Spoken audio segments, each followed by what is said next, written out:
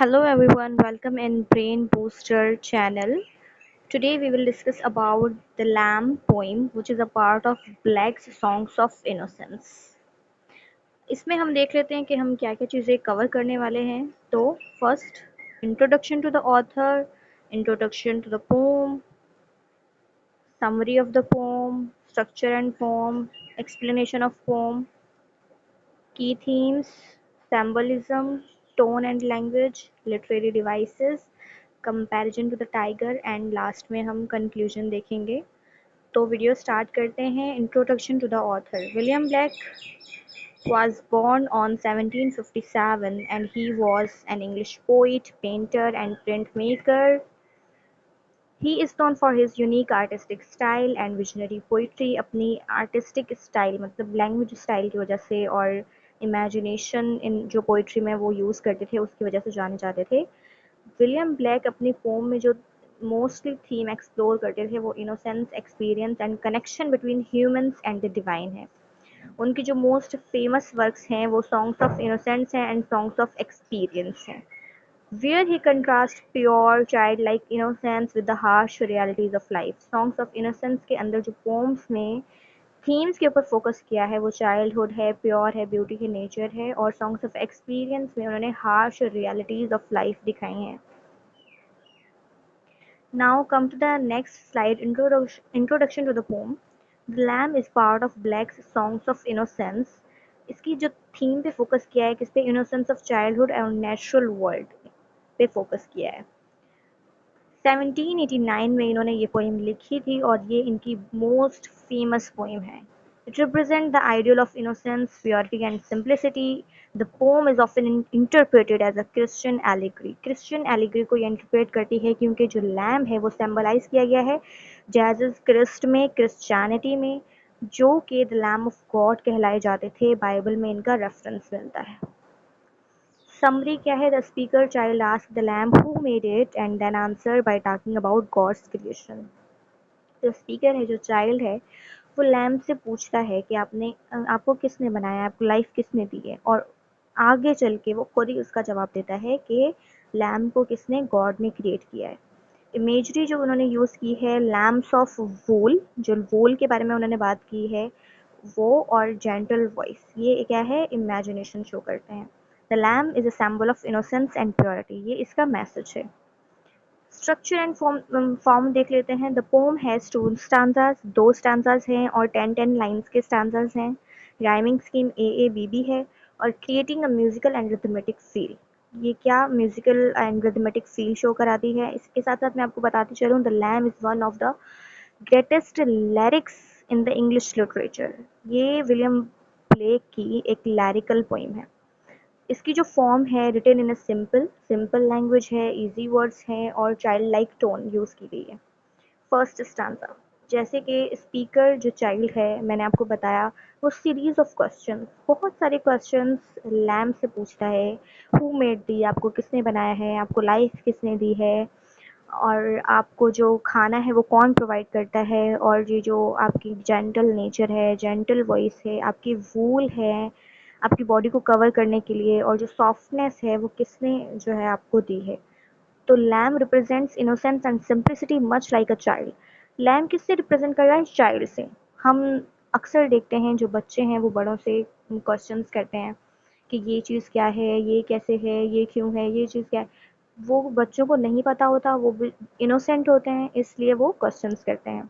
Second stanza, the speaker answers the question saying that the lamb's creator is God, who is called the lamb. Speaker जो child है, second stanza में खुद ही जवाब देता है कि लैम्ब का क्रिएटर कौन है? गॉड है. जो खुद क्या कहलाता है? वो लैम्ब, वो खुद भी लैम्ब कहलाता है. लैम्ब किससे सिंबलाइज हो रहा है? जेसस क्रिस्ट से, क्योंकि वो द लैम्ब ऑफ गॉड कहलाते थे. The lamb reflects God's gentleness and purity. Lamb क्या है? क्योंकि गॉड क्या होते हैं? वो जेंटल होते हैं, प्योर होते हैं, इनोसेंट होते हैं. और तो लैम्ब को किससे रिफ्लेक्ट किया गया है? गॉड से रिफ्लेक्ट किया गया है. की थीम्स इन द लैम्ब, जो इनोसेंस है, ये सबसे मोस्ट इम्पॉर्टेंट, ये जो थीम्स हैं इसके, उसमें वन ऑफ द इनोसेंस है. लैम्ब को किससे रिप्रेजेंट किया गया है? बिल्कुल soft, gentle, like a child. He has not done anything bad, so it is a symbol of being good and harmless. Next, divine creator. Creation. The poem talks about how the lamb was made, asking who created it. Poem में क्या creation के बारे में questions किए गए हैं और ये हमें क्या आइडिया प्रोवाइड करता है कि जो everything in the world like animal and people, जो भी इस दुनिया में चीज़ें हैं उनका क्या है, एक मेकर है, क्रिएटर है. Childhood, the poem sounds like a child speaking because simple questions and curiosities. क्योंकि जो चाइल्ड है वो खुद क्वेश्चंस कर रहा है, तो ये क्या साउंड है इसकी, चाइल्ड लाइक स्पीकिंग है. Next, religion. द लैम किसको कनेक्ट हो रहा है, रिलीजियस आइडियाज से कनेक्ट हो रहा है, स्पेशली जेसस से, जो कि लैम ऑफ गॉड कहलाए जाते हैं क्रिश्चियनिटी में. Okay, now सैम्बलिज्म. पोम को किससे सिंबलाइज किया गया है, द लैम से, द चाइल्ड से और नेचर से. द लैम को किससे रिप्रेजेंट किया गया है, इनोसेंस से, जेंटल से, काइंडनेस से, और सिंबलाइज किया गया है जेसस से. द चाइल्ड को जो सिंबलाइज किया गया है पोइम में वो क्यूरियोसिटी एंड सिंप्लिसिटी, कि चाइल्ड बिल्कुल सिंपल होता है, इनोसेंट होता है और इसके अंदर क्यूरियोसिटी होती है क्वेश्चंस पूछने की. नेचर को किस चीज़ से रिप्रेजेंट किया गया है, nature represent the lamb. Nature ने क्या लैम को रिप्रेजेंट किया है और ये शो किया है कि वो ब्यूटीफुल है, पीसफुल है. Lamb is a part of nature, connects the idea that everything in the world having a purpose and being made with love. Okay, now come to the tone. The tone of poem is gentle, warm and happy. It feels like a calm conversation between the child and lamb with full of love and kindness. Tone क्या है, बच्चा बात कर रहा है तो बिल्कुल warm है, जेंटल है, हैप्पी है और एक काम कन्वर्सेशन है बच्चे और लैम के बीच में. जो लैंग्वेज है वो बिल्कुल सिंपल है, इजी वर्ड्स है, कॉम्प्लिकेटेड नहीं है, so it feels innocent and straightforward just like the lamb and the child. जैसे लैम और चाइल्ड स्ट्रेट फॉरवर्ड है, इनोसेंट है, ऐसे ही इनकी लैंग्वेज शो की गई है. Repetition of the word who made thee highlights the speaker's wonder. The poem represents questions and ideas like the little lamb who made thee. ये poem जो है वो क्वेश्चन और आइडिया बार बार रिपीट कर रही है कि हु मेड दी, ये किस चीज़ को रिप्रेजेंट कर रहा है, इसकी एम्फेसाइज कर रहा है importance of the idea in this poem, importance of the main idea in this poem. Okay, और ये क्या पोम को फील रिथमेटिक साउंड जो है वो पोम को प्रोवाइड कर रही है. लिटरेरी डिवाइसेस देख लेते हैं. सैम्बलिज्म. Symbolism हमने पढ़ लिया है. The lamb represent innocence and purity. Alliteration, it is a repetition of same sounds like little lamb. Here L sound is repeating, so here William Blake used the alliteration. Metaphor. Metaphor is direct comparison between two unlike things without using as or like. Simply में हम as और like का use करके दो चीज़ों के comparison करते हैं, बट मेटाफर में हम डायरेक्ट कंपैरिजन करते हैं. जैसे कि जैसे हम एग्जाम्पल लें, जेसस इज द लैम. क्या बोल रहे हैं, जेसस क्या है, लैम है. लैम तो एक मीम ना होता है, तो ये एक डायरेक्ट कंपैरिजन है, इसमें विलियम ब्लेक ने की है. Repetition. The word lamb is repeated to stress its significance.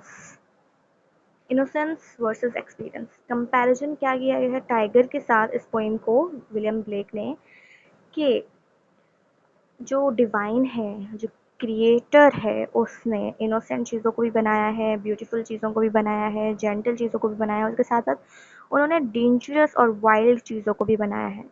Tiger जो है वो सॉन्ग्स ऑफ एक्सपीरियंस में से लिया गया है. टाइगर को दिमाग में हम जैसे ही सोचते हैं तो क्या हमें मतलब डेंजरस ख्याल आता है, फ्यूरियस ख्याल आता है, एक wild.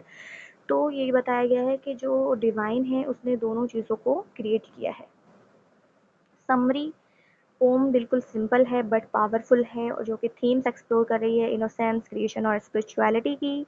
William Blake use the lamb to symbolize purity and connection to God. ये ब्लैक्स का विजन है और मैसेज क्या है, it leaves the readers with a sense of peace and reflection on the beauty of God's creation. Okay, thank you so much.